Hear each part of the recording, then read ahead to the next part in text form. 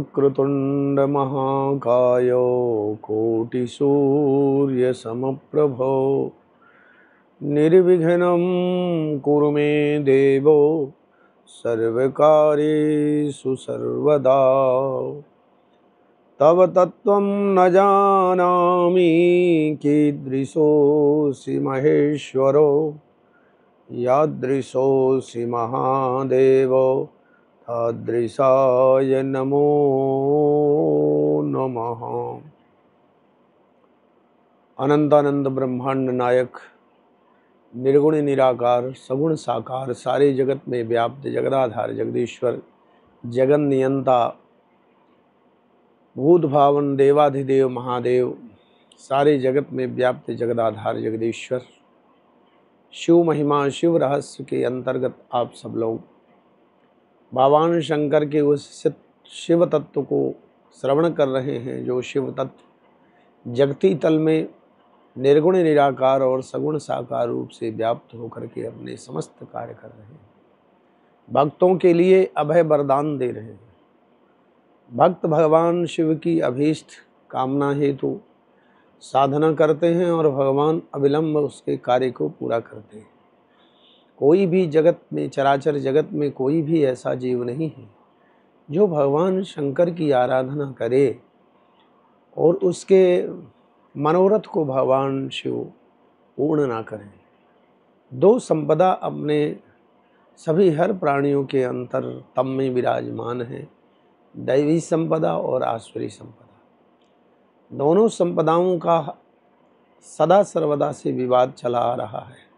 उसी दृष्टि से सारी सृष्टि में जैसे आज भी शासन में सत्ता में चलाने वाली पार्टी के साथ में एक दूसरा विरोधी दल होता है, प्रतिपक्ष का नेता कहा जाता है, ठीक उसी प्रकार से दैवी संपदा के साथ में अनादिकाल से आसुरी संपदा जुड़ी आ रही है, काम करती। इसी तारतम्य में वज्रांग नाम का एक असुर था। अपने अंदर के जो विकार हैं, काम है, क्रोध है, लोभ है, मोद है, मद है, मत्सर है, ये सब विकार व्यक्ति के असुर हैं।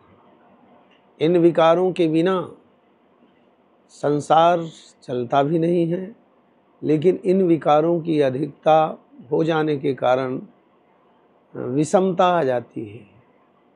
काम के बिना संसार का सृजन नहीं हो सकता, लेकिन अत्यधिक काम सारे विनाश का कारण बन जाता है। क्रोध पाप कर्मूल। क्रोध व्यक्ति को ऐसे चौराहे पर खड़ा कर देता है जिसकी कल्पना भी नहीं कर सकता जीव। इसलिए क्रोध के पूर्व क्रोध को समन करने के लिए व्यक्ति को ज्ञान मुद्रा, ये ज्ञान मुद्रा है, इस ज्ञान मुद्रा के द्वारा क्रोध को शांत करना चाहिए। क्रोधावेश में कही गई बातें लौट के नहीं आती, सदा सर्वदा जो है आघात करने वाली होती हैं। इसलिए सदा सर्वदा जो है क्रोध से दूर रहे। लोभ आवश्यक है घर गृहस्थी सबको चलाने के लिए, लेकिन अति लोभो न कर्तव्य। अत्यंत लोभ पाप का कारण बन जाता है। अत्यंत तृष्णा व्यक्ति को गलत दिशा पर ले जाती है। इसलिए अत्यंत लोभ भी नहीं करना चाहिए। मोह, घर गृहस्थी में रहकर व्यक्ति को मोह तो करना चाहिए, लेकिन वस्तुतः शास्त्र कहते हैं ये सब संसार का खेल है। जाने के पूर्व इस संसार के खेल को, संसार के रहस्य को यदि हम नहीं समझ पाए तो ना समझे ही हैं। कोरा जीवन कोरा कागज, कोरा ही रह गया। तो ये नहीं समझ पाए तो ऐसे ही चले जीवन चला गया। न थके जग में चलते चलते दिन आ पहुँचा अब तो चलने का। तो मोह आवश्यक है, लेकिन अत्यंत मोह किससे होना चाहिए? मोह होना चाहिए भगवान से, अपने आराध्य देव से, चाहे वो निर्गुण ब्रह्म शिव हो या सगुण ब्रह्म शिव हो, भगवान से अपने आराध्य देव से मोह होना चाहिए। मद, अहंकार नहीं होना चाहिए। व्यक्ति को जीवन में कभी अहंकार न करें। अभिमान से भगवान कोसों दूर रहते हैं, हजारों कोस दूर होते हैं। भवन्ति नम्रस्तरवः फलोद्गमयी, भवन्ति नम्रा। व्यक्ति नम्र हो, विनम्रता भगवत प्राप्ति का सोपान है, इसलिए विनम्र जरूर रहना चाहिए। विनम्र व्यक्ति सदा सर्वदा आगे बढ़ जाता है। और विनम्र तुलसी मीठे बचन ते, तुलसीदास जी महाराज कहते हैं, आप सब लोगों ने इस दोहे को सुना होगा, अद्भुत दोहा है, तुलसी मीठे बचन ते, सुख उपजत चहुओर, और वसीकरण यह मंत्र है, परिहरि बचन कठोर। वसीकरण यह मंत्र है, किसी को अपने वश में करना है तो कड़वे शब्द कभी बोलने नहीं चाहिए, मीठे शब्द बोलो। मीठे शब्द से ये व्यक्ति, सामने वाला व्यक्ति आपसे सदा सर्वदा प्रभावित होने वाला है।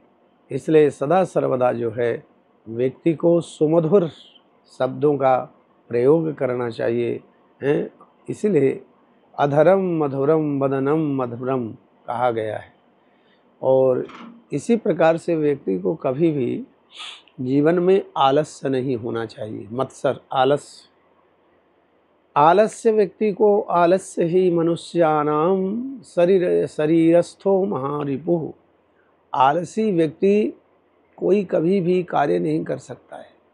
इसलिए आलस्य नहीं होना चाहिए, प्रमाद नहीं होना चाहिए, सद्विवेकी होना चाहिए। ये शिव रहस्य के अंतर्गत आप सब लोग श्रवण कर अपने जीवन को धन्य कर रहे हैं। तो आपने अंदर सट विकार जित अनघ अकामा, इन विकारों का कितनी उपयोगिता है उतना ही रहे। तो दैवी और आसुरी संपदा में एक असुर नाम का वज्रांग नाम का असुर था। उसने घोर आराधना की भगवान ब्रह्मदेव की, और ब्रह्मदेव की आराधना कर प्रायः जो क्षुद्र बुद्धि है, जो लघु बुद्धि है, वो सदा सर्वदा धरती पर रहना चाहते, शरीर सुख सदा सर्वदा भोगना चाहते, शरीर सुख को कभी समाप्त करना नहीं चाहते। तो वज्रांग भगवान ब्रह्मदेव जब प्रसन्न हुए तो ब्रह्मदेव से वरदान मांगता है कि मेरी मृत्यु संसार में न हो, मैं मरूं ही नहीं। तो भगवान ने कहा, वज्रांग, इस संसार में, ब्रह्मदेव कहते, संसार में जो आया है उसको जाना पड़ा। परिवर्तन ही संसारे मृतः को वा न जायते। संसार में जो आया उसे जाना पड़ा। मृत्यु, तुम अमर हो जाओ, इसके अलावा जो कुछ भी वरदान मांगो मैं देने के लिए तैयार हूँ।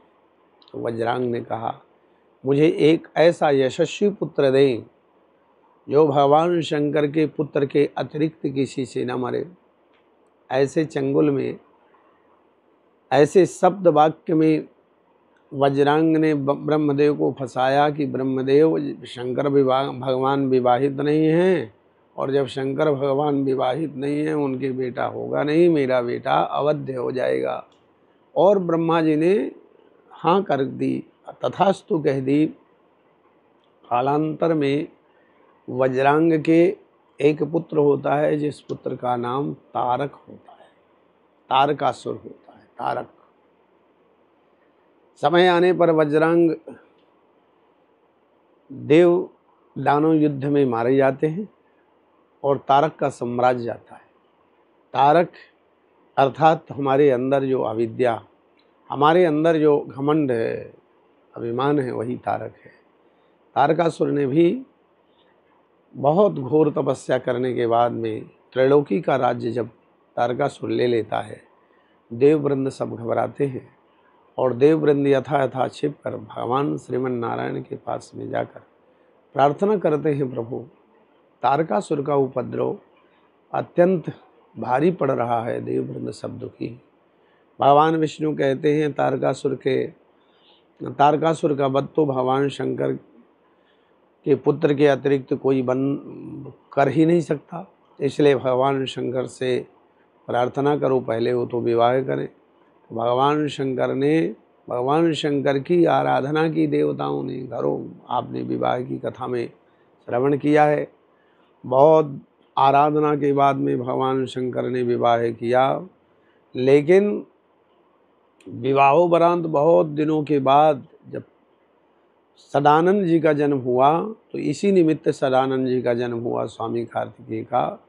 तब जन्म्यो सट वदन कुमारा, तारक असुर महारण मारा।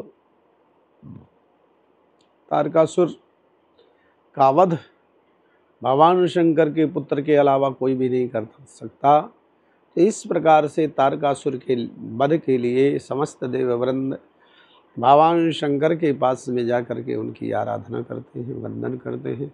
प्रभु अब आप कुमार को आदेश करें, हम साथ में हैं, उस तारकासुर का वध करें और तारकासुर के उपद्रव से शांति मिले, देश राष्ट्र का कल्याण हो, सनातन धर्म की रक्षा हो, सब गौ ब्राह्मण संतों को सुख साम्राज्य मिले। इस प्रकार से भगवान शंकर ने कुमार जी का अभिषेक किया, कुमार जी को टीका किया और टीका करके युद्ध करने के लिए भगवान शंकर ने बहुत सारे गणों को साथ में दे करके और स्वामी कार्तिकेय को भेजा है। देववृंद की सभी सेनाएं, ब्रह्मादि देवताओं की सेनाएं भगवान श्रीमन नारायण की सेना के साथ भयंकर युद्ध तारकासुर के साथ में होता है। लेकिन तारकासुर बहुत बड़ा योद्धा था, उसको देववृंद भी नहीं मार पा रहे थे। तो समस्त देवताओं ने स्वामी कार्तिक जी से प्रार्थना किया कि हे कुमार, हे प्रभु, आपके अलावा उस तारकासुर का कोई वध नहीं कर सकता, और बड़ा प्रोत्साहित किया।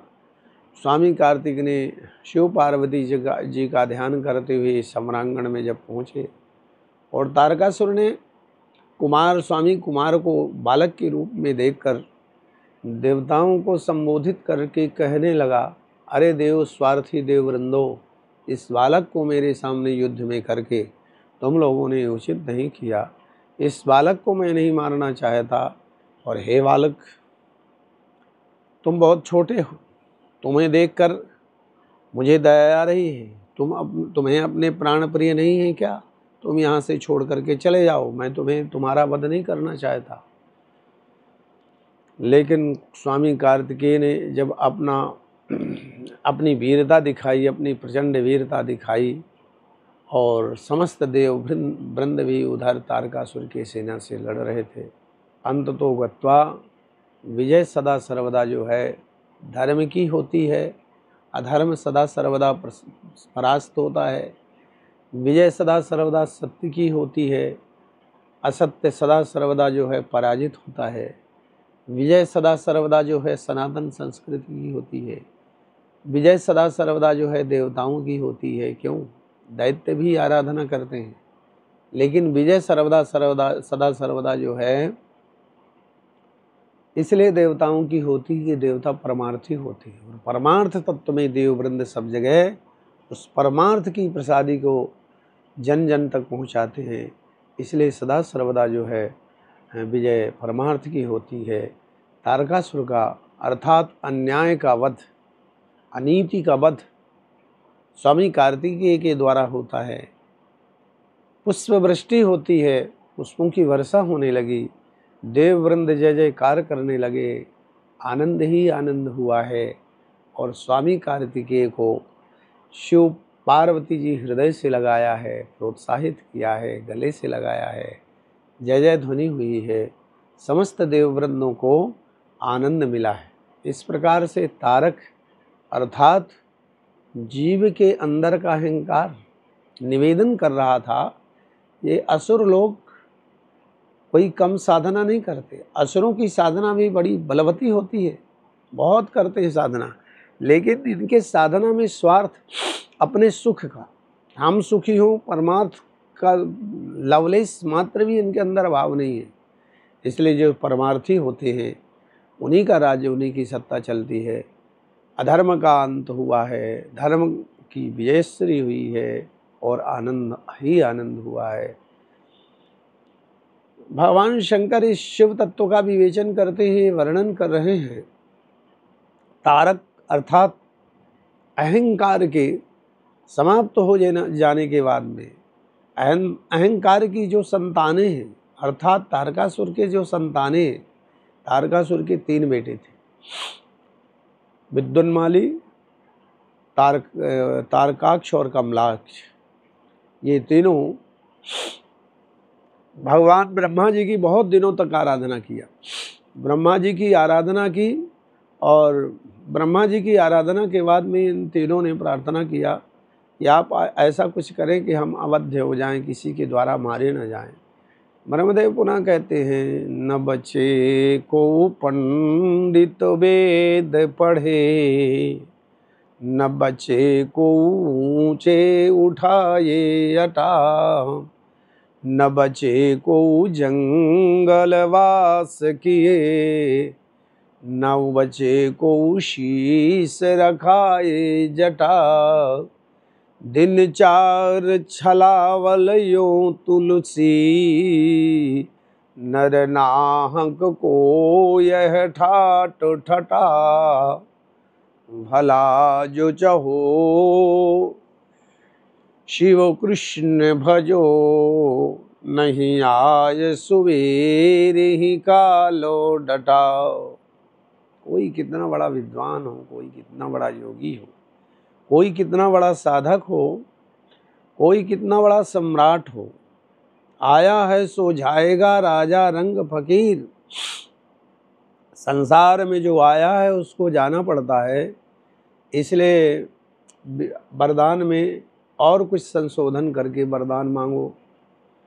तो तीनों ने, तारकाक्ष, कमलाक्ष और विद्युन्माली ने कहा कि हमारे पास में कोई ऐसा पुर नहीं है, ऐसा दुर्ग नहीं है जिस दुर्ग के में हम लोग निवास करके वो अजय दुर्ग हो, उस अजय दुर्ग में रहकर हम राज्य कर सकें।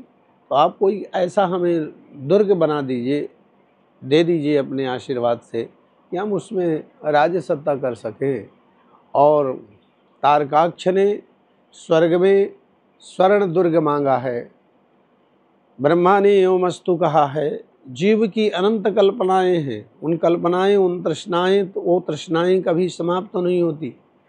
कमलाक्ष ने आकाश में रजत दुर्ग, चांदी का दुर्ग मांगा है, वो अभेद्य हो, आप कृपा करके हमें दे दिए। और जो विद्युन्माली थे उन्होंने धरती पर लौह दुर्ग मांगा है, ये अभेद्य दुर्ग मांगे हैं। और ये अभेद्य दुर्ग मांग करके तीनों जो है भगवान ब्रह्मदेव के आशीर्वाद से यथा स्थान पहुँच करके भगवान शिव के आराधक थे। भगवान शिव की तीनों बहुत आराधना करते थे। तामसी प्रवृत्ति के होते हुए भी इनके अंदर सद्गुण थे। बिना शंकर की आराधना के ये जल भी नहीं पाते थे। शिव तत्व को वास्तव में असुर होते हुए भी इनको पता था, ये ग्रहण करते थे। असुर होते हुए भी देखो, असुर होते हुए भी ये ब्रह्म मुहूर्त से दोपहर तक भगवान शिव की आराधना करते।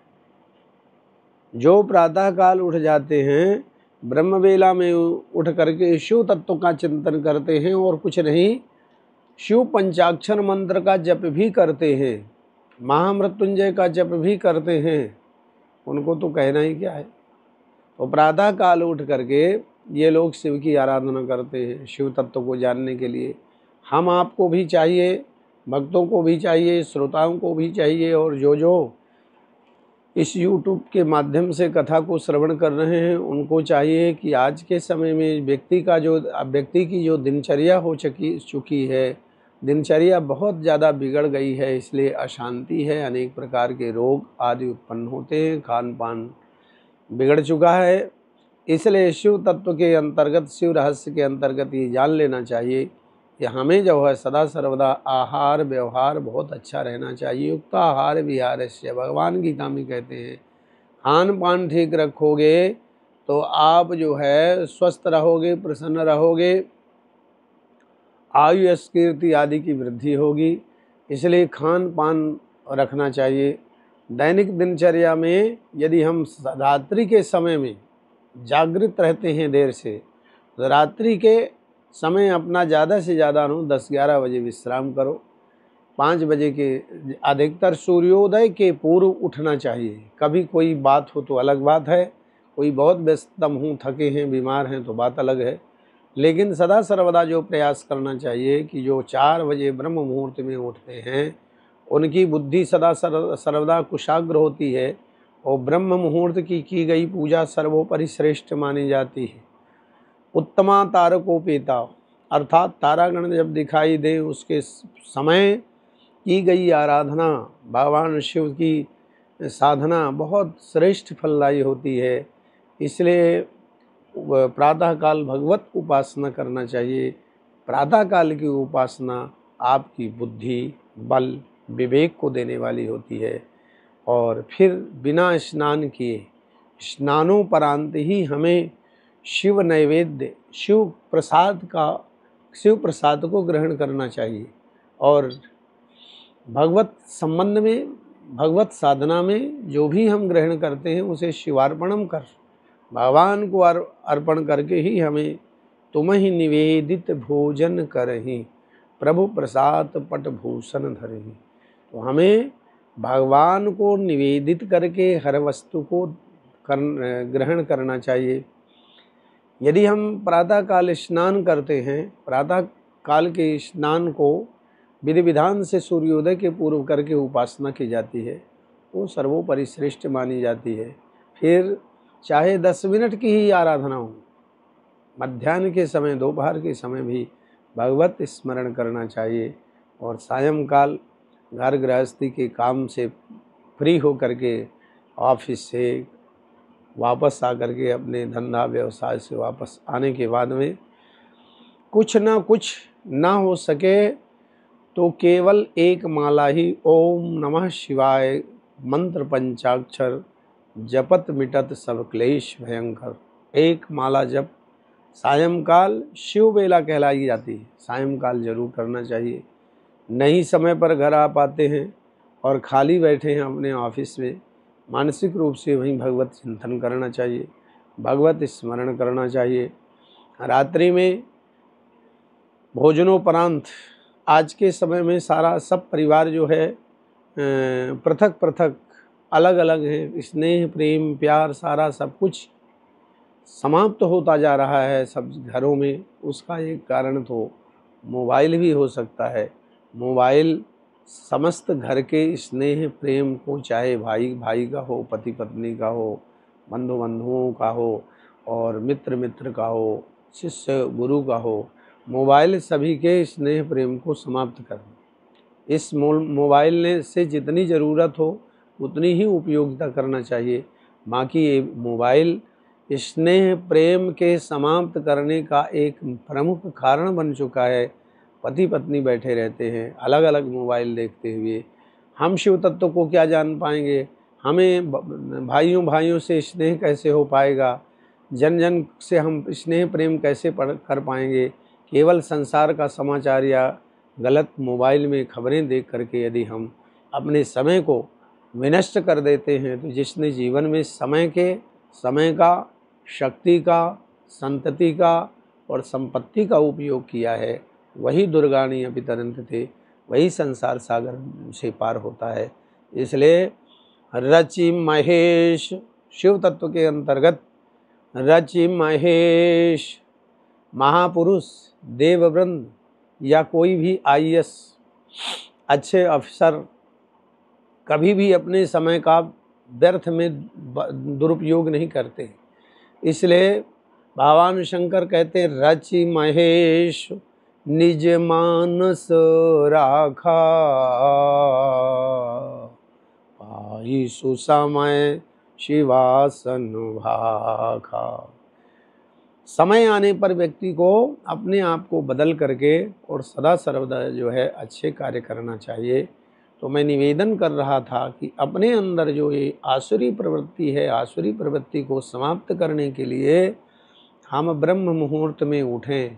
असुर उठते हैं ब्रह्म मुहूर्त में कुछ पाने के लिए, और हम सोते रहें ब्रह्म मुहूर्त में। तो जिस घर में सदा सर्वदा जो है ब्रह्म मुहूर्त में लोग सोते रहते हैं, उसमें थोड़े दिनों के बाद में सारी की सारी जो है अनेक प्रकार की आपदा विपदा, हर प्रकार से जो है तो परेशानियां हो जाती हैं। इसलिए सदा सर्वदा जो है ब्रह्म मुहूर्त में उठना चाहिए।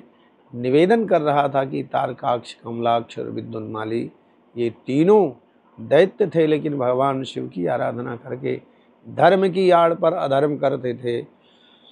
त्रिलोकी का राज्य ले लिया था, और त्रिलोकी का राज्य लेकर के असामाजिकता का प्रचार प्रसार करते थे। भगवान नारायण के पास में देववृंद गए हैं। भगवान नारायण ने शंकर जी के पास में भेजा, शंकर जी के पास में जाओ। और भगवान शंकर के पास में जब समस्त देववृंद आते हैं, प्रभु इन तीनों से, त्रिपुर असुरों से हमारी रक्षा करें। भगवान शंकर कहते हो मेरे भक्त हैं, मैं कैसे उनका वध कर सकता हूँ, आप ब्रह्मा जी के पास में जाइए। ब्रह्मा जी के पास में गए। ब्रह्मा जी ने भी अपनी असमर्थता जब जताई तो समस्त देववृंद भगवान श्रीमन नारायण के पास में जाकर के प्रार्थना करने लगे कि आप ही सब कुछ कर सकते हैं। भगवान श्रीमन नारायण कहते हैं, यदि कोई धर्म के आड़ पर अधर्म कर रहा हो, त्यजत्येकम कुलस्यार्थे। तो शास्त्र कहते हैं, भगवान श्रीमन नारायण ने कहा कि ये अधर्म, धर्म की आड़ पर अधर्म कर रहे हैं, इनके विनाश करने के लिए इनको सबसे पहले भगवान शंकर की जो आराधना कर रहे हैं, इस आराधना से इन्हें पृथक कराना चाहिए।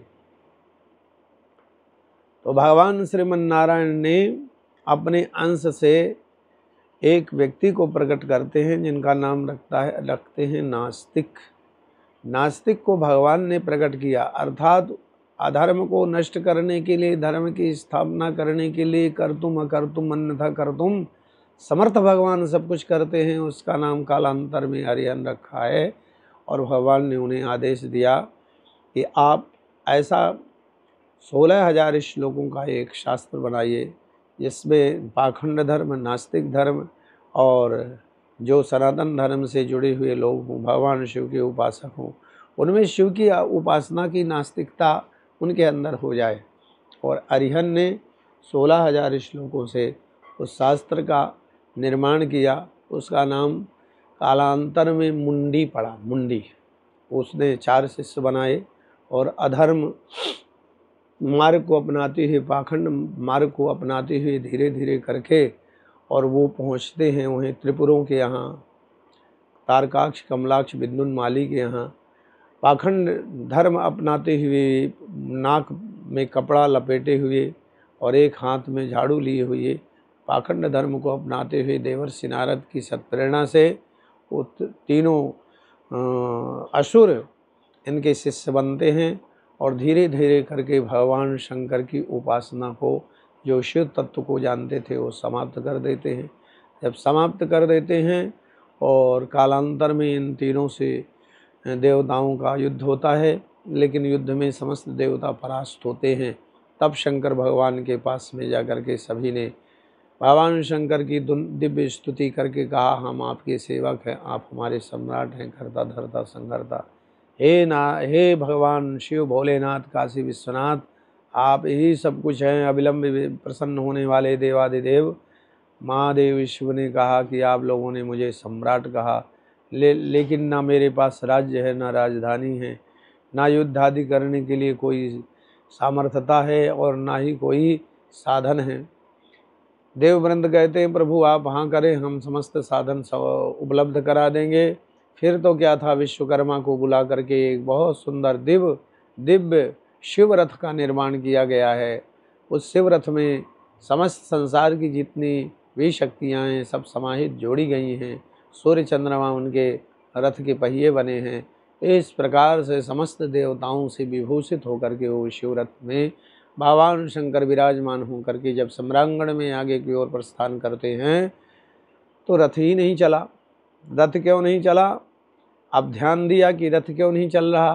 अंतर मन से समस्त देवताओं ने देखा कि शंकर भगवान ने गणेश जी की पूजा नहीं की।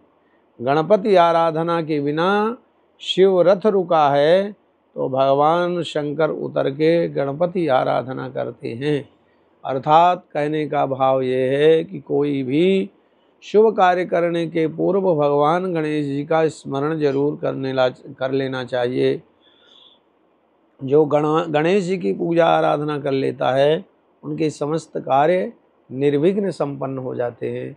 इस प्रकार से भगवान शंकर ने उन त्रिपुरों का अर्थात तीनों असुरों का दमन करते हैं। अंततो गत्वा ये तीनों असुर भगवान शंकर को यम यम वाप स्मरण भावम त्यजत्यन्ते कलेवरम तम तमेवैति कौन्तेय सदा तद्भाव भावितः।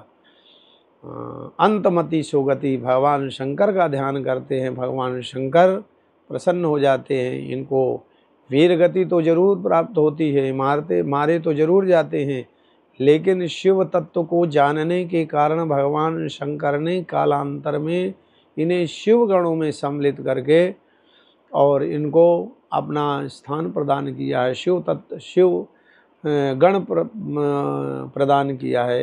अर्थात कहने का भाव ये है, यदि अंततो गत्वा अंतमति सुगति, अंतिम में भी भगवान के चरणों में जीव का इन प्रकारेण मन हो जाता है तो भगवान शंकर कृपा करते हैं। भगवान शंकर की अद्भुत कृपा हो जाती है उस पर। इस प्रकार से जब त्रिपुरों का दहन हुआ, त्रिअसुर मारे गए, देववृंद बहुत प्रसन्न हुए। यथा स्थान सब प्रस्थान कर लेते हैं। देवताओं का राज्य साम्राज्य सत्ता प्राप्त होती है। शिव तत्व के अंतर्गत, शिव रहस्य के अंतर्गत ये जानना चाहिए अपने अंदर के जो विकार हैं वो विकार ही हमारे अंदर के ये असुर हैं। उन असुरों को शिवार्पणम कर देना चाहिए। भगवान शंकर विष पान करके समाज को ये बताते हैं, जिसे कोई भी नहीं स्वीकार करता, वो अच्छा बनना चाहता है, उसे मैं स्वीकार करता हूँ। भगवान शंकर हृदय सम्राट है, सब कुछ अपने आप में समाहित कर लेते हैं। इसलिए अपने अंदर के विकार भी यदि भगवान शंकर को हम समर्पित करते हैं, उन विकारों को भी हमारे भगवान भोलेनाथ स्वीकार करके आपको सद्ज्ञान, सद्बुद्धि और सब कुछ देते हैं। तो ये मान करके हम सब विकारों से रहित होकर के शिव जी को जाने। और शिव का मतलब तन्मे मनः शिव संकल्पमस्तु, हमारा मन भगवान शंकर में समर्पित होकर देश, राष्ट्र, समाज की सेवा में हम लोग लगें। तो जब हम देश और राष्ट्र समाज की सेवा में लगते हैं, देश, राष्ट्र, समाज की सेवा भी